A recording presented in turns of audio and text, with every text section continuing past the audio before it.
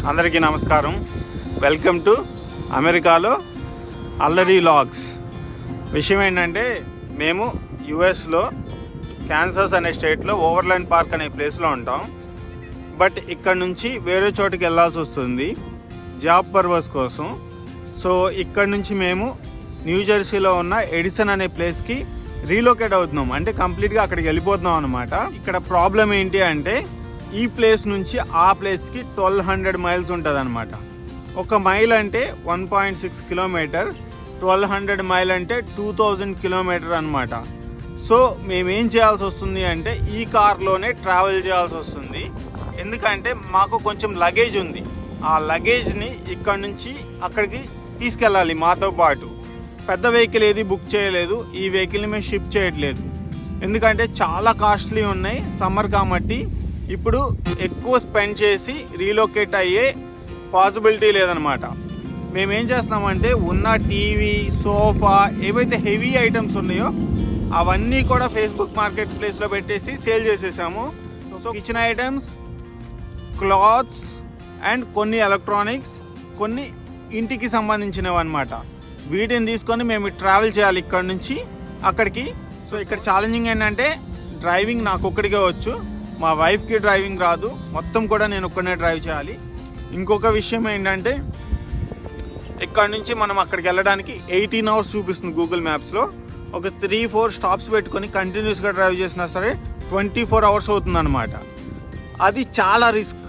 ఎందుకంటే మొత్తం హైవేస్ ఉంటాయి, పెద్ద పెద్ద ట్రక్స్ అనేది వెళ్తూ ఉంటాయి. సో అంత లాంగ్ నాన్ స్టాప్గా ఇట్లా 2, 3 or 4 బ్రేక్స్ పెట్టుకొని డ్రైవ్ చేయడం అనేది అస్సలు సేఫ్ కాదు. ఇక్కడ ఛాలెంజింగ్ ఏంటంటే 1200 మైల్స్ విచ్ మీన్స్ 2000 కిలోమీటర్స్ నేను ఒక్కడే డ్రైవ్ చేయాలి. వీళ్ళు ఎటువంటి ఇబ్బంది పడకుండా చూడాలి. దీనికన్నా ఇంకా బిగ్గెస్ట్ ఛాలెంజ్ ఏంటంటే, సేఫ్గా తీసుకెళ్ళాలి, విచ్ ఇస్ వెరీ ఇంపార్టెంట్. వీడి పేరు బంటు, మనం పెట్టుకున్న పేరు. వీడు అసలు పేరు వచ్చేదానికి హుండై ట్యూసన్. మన ఇండియన్స్ అయితే వీడిని హుండై టక్సన్ అని పిలుస్తారు. వీడు హుండై కంపెనీ వాడిది అనమాట. ఇది ఒక ఎస్యూవీ కారు. మనం రీసెంట్గా తీసుకున్నాం. ఇది తీసుకొని 4 months అవుతుంది. సో చూడొచ్చు, కంప్లీట్గా డోర్స్ ఓపెన్ చేసి పెట్టాను. ఒకసారి చుట్టూ తిరిగి అయితే ఈ కారుని చూపిస్తాను మీకు. ఇది ఎస్యూవీ కారు, పెద్ద కారు అయితే కాదు, ఒక మాదిరి కారు అనమాట. కరెక్ట్గా 5 మెంబర్స్కి సరిపోతుంది. 5 సీటర్ కారు అనమాట. మేమిద్దరు పెద్దవాళ్ళం, 2 పిల్లలు కాబట్టి ఈ కార్ కరెక్ట్గా సరిపోద్ది మాకు. అందుకని తీసుకున్నాం సిటీలో తిరగడానికి. కానీ ఇక్కడ ఛాలెంజింగ్ ఏంటంటే, మేము ఈ కార్తో ఒక లాంగ్ జర్నీ చేయబోతున్నాం. అదేంటి అనేది నేను మీకు డీటెయిల్స్ చెప్తాను.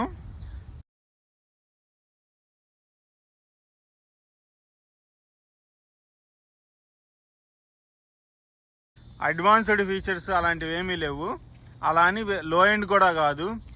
మనకి లెదర్ సీట్స్ కూడా ఇందులో లేవు. మనకి ఫ్యాబ్రిక్ సీట్స్ వస్తాయి. మనం హై ఎండ్కి అయితే వెళ్ళలేదు, అనవసరంగా మనీ వేస్ట్ చేయడం ఎందుకని. బట్ మనకి పర్పస్ అయితే సర్వ్ అవుతుంది వీటితో. అలా అని వీడు చీప్ ఏం కాదు, బెస్ట్ అని చెప్పుకోవచ్చు మన బడ్జెట్లో. ఒకసారి లోపల ఎలా ఉందో చూద్దాం.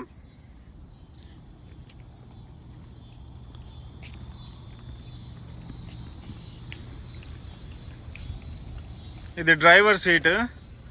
సో ఇక్కడ నేనే కూర్చునేది మ్యాక్సిమం, ఎందుకంటే మా ఇంట్లో ఎవరికి డ్రైవింగ్ రాదు. నేను ఒక్కడనే డ్రైవ్ చేయాలి ఎంత లాంగ్ అయినా సరే. రీసెంట్గానే డల్లాస్ వెళ్ళొచ్చాం, కారీ సిద్ధి హనుమాన్ టెంపుల్కి. వెళ్ళడం ఒక 500 మైల్స్, రావడం ఒక 500 మైల్స్, మొత్తం కలిపి 1000 మైల్స్. మైల్ అంటే 1.6 కిలోమీటరు. సో ఈ లెక్కన మనం లెక్కేసుకుంటే కనుక దగ్గరగా 1800 కిలోమీటర్లు డ్రైవ్ చేశాను నేను ఒక్కడనే కూర్చొని. కాకపోతే ఓవర్ నైట్ స్టే చేసాం. నైట్ 10:30కి రీచ్ అయ్యాం. పొద్దున్నే 9:30కి దర్శనానికి వెళ్ళాం. 11:30, 12కి మరలా స్టార్ట్ అయ్యి నైట్ 10:30కి ఇంటికి వచ్చేసాం అనమాట. సో ఈ ప్లేస్ నాది, ఇక్కడ మీరు చూడొచ్చు. అలాగే పాసింజర్ సీట్ చూద్దాం ఫ్రంట్ సైడ్.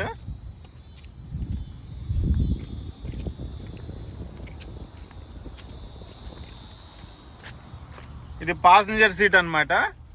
పెద్దగా స్పేషియస్గా ఉండదు, కానీ ఒక మనిషి చక్కగా కూర్చోవడానికి, లెగ్స్ స్ట్రెచ్ చేసుకోవడానికి, కాళ్ళు స్ట్రెచ్ చేసుకోవడానికి చాలా సరిపోతుంది, కంఫర్టబుల్గా ఉంటుంది.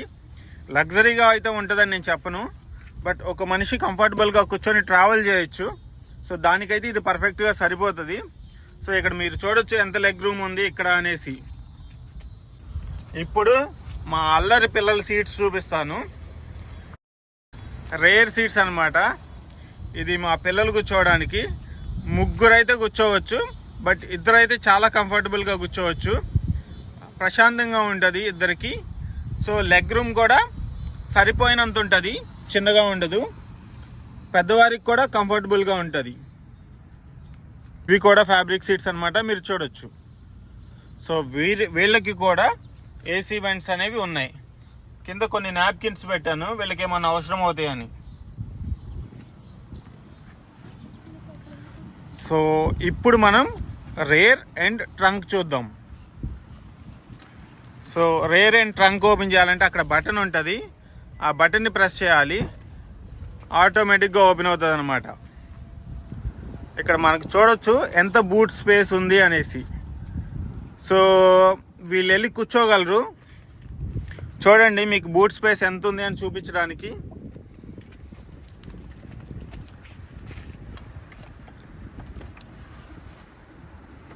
సో చాలా బూట్ స్పేస్ ఉంటుంది.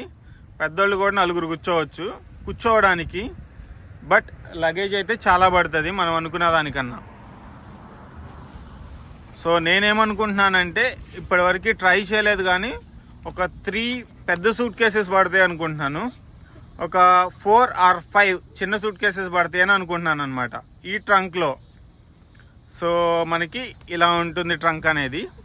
కానీ మనకి ఛాలెంజింగ్ ఏంటంటే మనం చాలా లగేజ్ క్యారీ చేయాల్సి వస్తుంది. ఏంటి అనేది నేను ముందు చెప్తాను. Close the trunk. ట్రంక్ని క్లోజ్ చేయడానికి అక్కడ ఒక బటన్ ఉంటుంది, అది ప్రెస్ చేస్తే మనకి ట్రంక్ అనేది ఆటోమేటిక్గా క్లోజ్ అవుతుంది అనమాట. రేర్ నుంచి మన వెహికల్ అనేది ఎలా ఉంది, అలాగే సైడ్ ప్రొఫైల్ ఎలా ఉంది అనేది చూద్దాం. సో ఇది కార్ యొక్క సైడ్ ప్రొఫైల్ అనమాట. అలాగే కార్ యొక్క ఫ్రంట్ ప్రొఫైల్ ఎలా ఉంది అనేది చూద్దాం.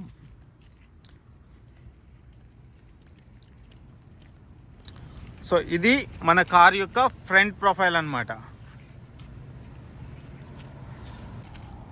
సో మెయిన్ థింగ్ ఏంటంటే ఈ కార్ పైన ఉన్నాయన్నమాట.